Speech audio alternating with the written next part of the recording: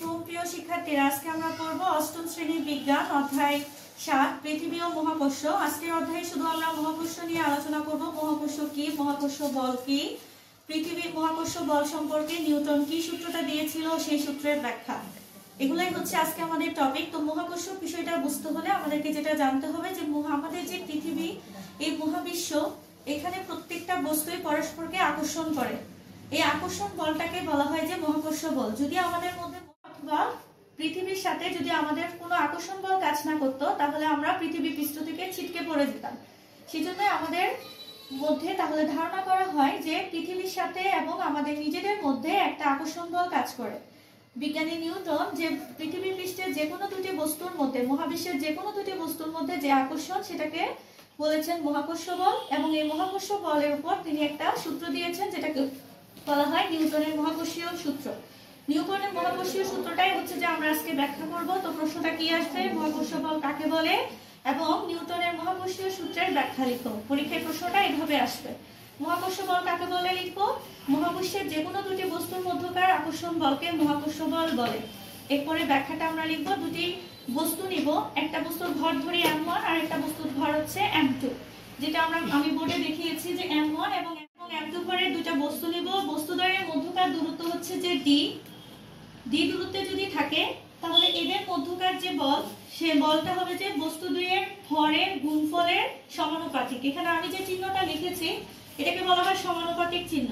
এই সমানুপাতিক চিহ্নটার মানে কি, গুণফল যদি বাড়ে, এদিকে গুণফল যদি বাড়ে, সমানুপাতিক চিহ্নের পরে মানটা যদি বাড়ে, তো তার আগে যে রাশি বল বলেছি, বলের মানও বাড়বে। তাহলে নিউটনের প্রথম কথাটা ছিল যে আকর্ষণ বল বস্তু কণাদ্বয়ের ভরের গুণফলের সমানুপাতিক, আর মধ্যবর্তী যে দূরত্ব, যেটাকে d ধরা হয়েছে, মধ্যবর্তী দূরত্বের বর্গের ব্যস্তানুপাতিক।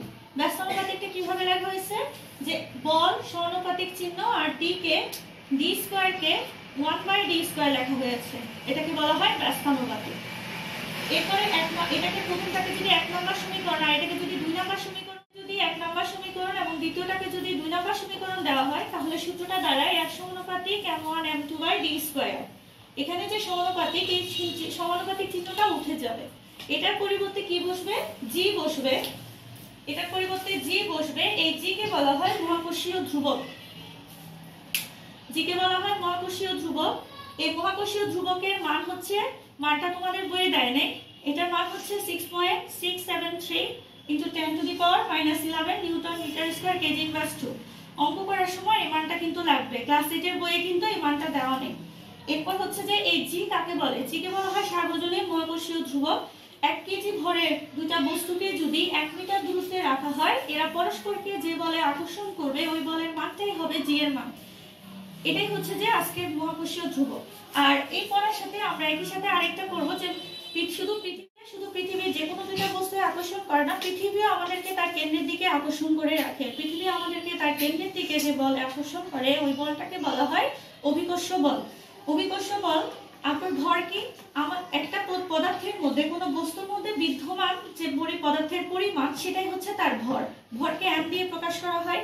ওজনটাকে পৃথিবী আমাদেরকে যে বলে আকর্ষণ করে, আমাদের ভরের জন্য আমরা যে বলটা অনুভব করি, কোনো বস্তু তার ভরের জন্য যে বলটা অনুভব করে, সেটাকে ওজন বলা হয়। ওজনকে w দিয়ে প্রকাশ করা হয়, w = mg। এখানে w = ওজন, m হচ্ছে ভর, g হচ্ছে অভিকর্ষজ ত্বরণ। এর মানটাও একটা ফিক্সড মান 9.8 নিউটন মিটার ইনভার্স 2। এরপরে এখান থেকে আরেকটা প্রশ্ন যেটা থাকবে, যে বলের এককটা বের করে দেখো, সেটা আমি এখানে দেখিয়েছি। g এর একক, ভর হওয়ার একক এবং দূরত্বের একক বসিয়ে ক্যালকুলেশন করলে বলের এককটা পাওয়া যায়। ভরের এককে বলা হয় কেজি, দূরত্বের একক মিটার, জি এর একক হচ্ছে newton meter square kg inverse 2। তো এই ছিল আজকের ক্লাস। পরবর্তী ক্লাসে আমরা অভিকর্ষ এবং অভিকর্ষজ ত্বরণ সম্পর্কে আরো বিস্তারিত পড়ব। সবাই ভালো থাকবে, আল্লাহ হাফেজ।